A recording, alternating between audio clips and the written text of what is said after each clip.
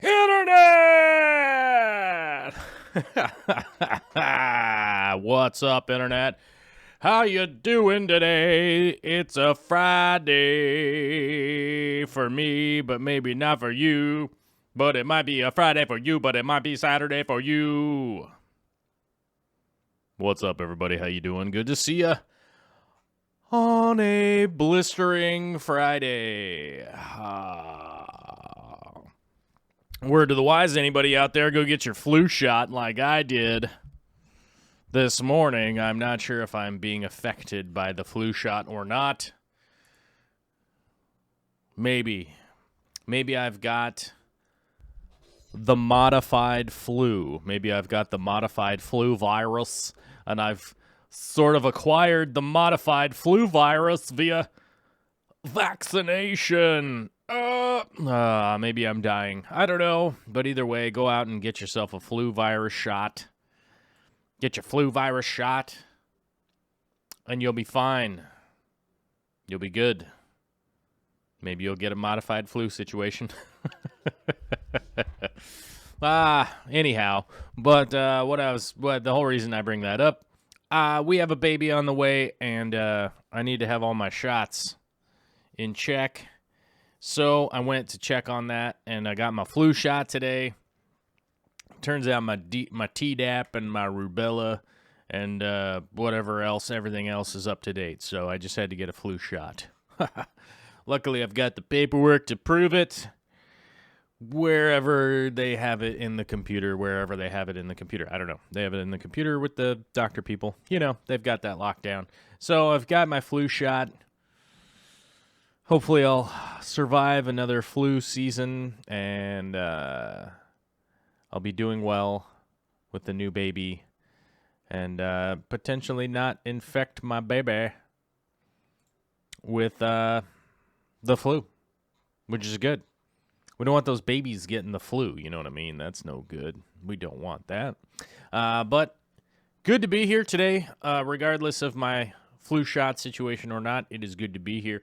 Who was first to the chat today? 54 Punchy coming in strong. In second place, Candy Overhauls, and quickly followed by Chad Kratz, I believe. And that's what I have over here. I don't know.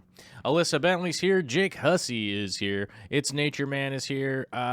Richard's Tanks. Rocky is Rocky. Got to scroll down. What's going on? RNH2O is here. M. Howie's Tanks. Good to see you, M. Howie. Richard's Tanks is here. Handpan is here. Brendan Wagner is here. Good to see you. Good to see you. Good to see you. Tony Franzen. Barbara Jackson. Who else we got? Massarelli. Sarah Baker is here. You're not going to trick me with that anymore. I've got it. I've got it in my head. Your name is backwards, and it's really smart, honestly. Daryl Deemer. Way to go. Uvgloriak. Hopefully I'm saying that something close now. We practiced last time. We practiced on the last live stream. Peterson is here. Good to see you. Derek Runyon. Keanu. Ola from Hawaii. I dig it. Is it Keanu R? Mr. Reeves is here. Oh, good to see you. John Gonzalez is here. Brian's Fish Tanks. Shout out, my guy. Working on the Brian's Fish Tanks video. Who knows when I'll get that done? I don't know. I'm trying some new techniques, and they're not working that great. They're not working as fantastically as I would like them to work, but that's life sometimes. Why does it feel like I'm down low today? Is this chair broken even more? I think this chair is even more broken than it was before. Gene Tesk is here. Good to see you, Gene. Long time no see. Eric Hernandez, Sharon Gregoire, Susan for SLC Aquatics. Good to see you. Alyssa Bentley says, random thought I had today. I think new tank syndrome should be new substrate syndrome because I only get it with new substrate. Not bad. Not bad. I like that. Not a bad thought, and that definitely does come up. My left arm hurts from the flu shot, just as a heads up to anybody. Let's see who else we got here. We've got Dan Squires in the chat. We've got Kiwi Mamo, Amy Marie, Chevy Smith, Jim Ariz, Ed's Fish. And that seems, I don't know. Hopefully I got everybody. I don't know. I don't know. I try to say what's up to everybody at the beginning, and then I realize there's just this long scrolling list of people saying what's up, and I missed some of them because I'm not that bright. I'm sorry. You know how it goes. Let's see. Steve's Fish Place is here. Says he's eating dinner. It is dinner time in his part of the world. It's currently 3:13 p.m. here, which means it's like 6:15 where you're at. So yeah, I guess it is dinner time. I'll be having dinner at Costco tonight because Vicky and I have to go to the Costco, whatever that means. What does it mean? Cost cutters or something? I don't know. I don't know what that means. I have no idea what the name of that brings up a question. I got to find out what Costco means. What's the meaning of... It would help if I hit the F instead of the D. Costco. Let's see. What's the meaning of Costco? Costco meaning Italian. What? How Costco got its name. Here we go. History of Costco. The company's first location opened in 1976 under the Price Club name, was in a converted airplane hangar on Marina Boulevard in San Diego. And that doesn't even tell us how did Costco get its name. Kirkland's signature as Costco's private label sold Costco. The name derived from the location of Costco's corporate headquarters, Kirkland, Washington. Oh, my God. Is Costco local to Washington? You learn something new every day, you guys. But I guess maybe the corporate headquarters are just here, but it's from California. I don't know. The name derived from the location, Kirkland, Washington. I don't get it. I don't understand. Okay, well, we've learned nothing today except useless knowledge about Costco. As Fancy Tail Aquatics is asking you, am I going to eat a hot dog? I'll probably go for the chicken bake, and they have fruit smoothies at the one. They have fruit smoothies at the one near me, so I will probably go for a fruit smoothie action. Hold on, what's going on here? This camera is like all in a weird spot today, so let's mangle it up real good. Do this. Yeah. There we go. All right. I feel like that's a better location for the camera because you can see a shrimp's butt, right? Yeah. You see a shrimp's butt in the background. But thanks for coming out, you guys. I very much appreciate it. How many people we got in the chat today? 87 on my end. And only 9 likes. Oh, man. It's not that hard to hit the like button. I guess just hit the like button when you get here, right? Thanks, Terry, for the shout-out, for the hit the like button. Where are we at here? I don't have my load screen thing open. Hold on, where'd my load screen go? Okay, we've got people coming and people going and people coming and people leaving. You know, the huge. Same usual over on that end, so let's go to the video. It's not playing. Why is it not playing? Oh, there we go.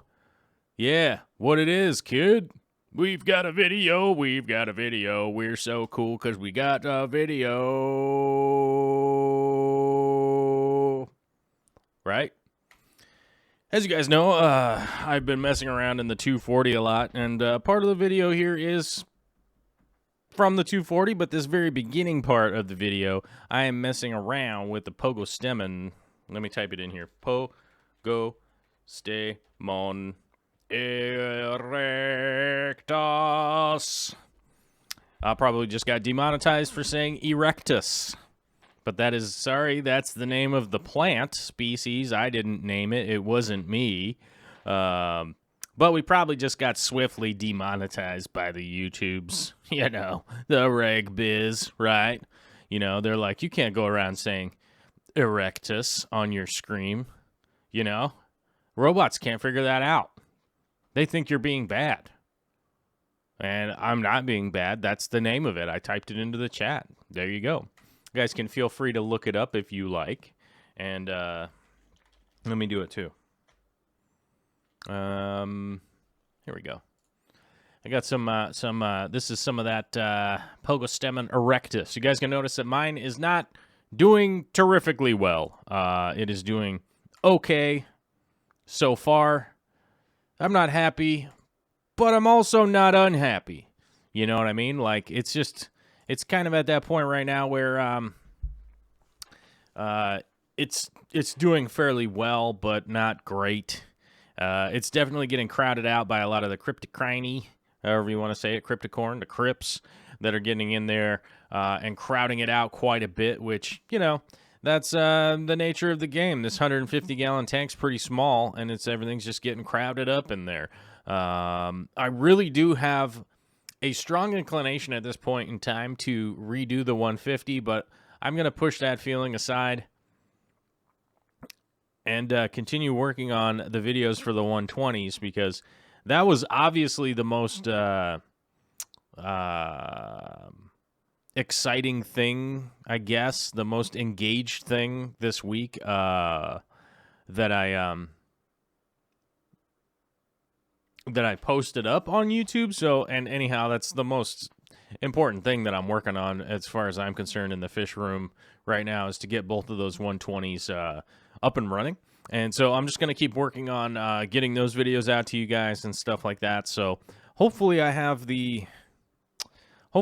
like the next installment of the video coming up, hopefully this weekend. I don't know if anybody's excited for a weekend video. It's been a while since I've posted a weekend video. I've kind of just been going on the Monday through Friday tip, so maybe I'll get a weekender out for you guys. I don't know. We'll see what happens, but I do know that tomorrow I have to go to another a baby class. I'm gonna go learn baby CPR and stuff like that, because it has been quite a while since I've taken any of the CPR classes and all that kind of stuff, and I'm like, that's just good stuff to know. So I'm going to go do that, and I've got that going tomorrow, so I don't know when it's going to be. Of course, you guys, the chat's gone completely off the rails. You all talking about Viagra and stuff. Bentley Pascal grew up about 5 blocks from the Kirkland Costco. Ooh, nice. To Bentley, I forgot to message you today, and I see you in the chat, so we're going to have a one-on-one conversation here for a second. Going to break it down Bentley style. Hey, Bentley, I'll be home during the Seahawks football game this weekend. If you want to spin by my place, or if you want me to come up to your place, let me know. But that's the easiest way. I figured I could just convey the thing that was in my head out into the world right now. So let me know, bro. Speaking of, we were talking about Pogostemon and whatnot also recently, because I do have some of the Hellferi, or sorry, not the, it's not Hellferi, it's Heidelberg, that I got from Bentley, that is fairly similar in nature to the Erectus, but it is way less happy than the Erectus is. So, you know, we'll see how it goes. The second part of the video here is me messing around in the 240 and just kind of trimming some plants and replanting them. Nothing super spectacular, honestly, but if anybody has any real questions regarding, then I'll chime in and answer that as much as I can.